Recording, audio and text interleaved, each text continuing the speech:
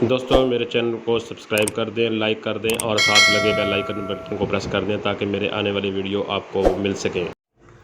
अस्सलाम वालेकुम नाज़रीन, इस वक्त हम हैं अपने प्याज के खेत में जहां हमने प्याज काश्त किया था। ये प्याज हमने अक्टूबर में काश्त किया था।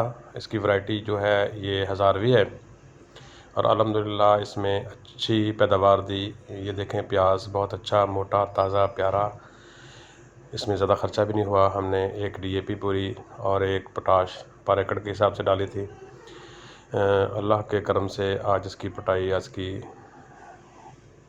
बर्दाश्त कर रहे हैं। इसका वज़न भी अच्छा खासा निकल रहा है, प्याज भी बहुत अच्छा है। अब ये इस वक्त सिंध का प्याज भी नहीं आया, तो ये पंजाब में ही मैंने काश्त किया, ज़िला रहीम यरखा में। और अल्हम्दुलिल्लाह बहुत अच्छा बेहतरीन वैरायटी में प्याज, हज़ारी प्याज था ये।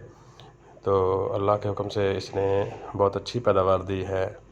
ऐसे में अपने भाई दोस्तों से कहता हूँ कि छोटी फसल काश्त करें और छोटी फसल से अच्छी खासी अर्निंग हो सकती है, अच्छी कमाई हो सकती है।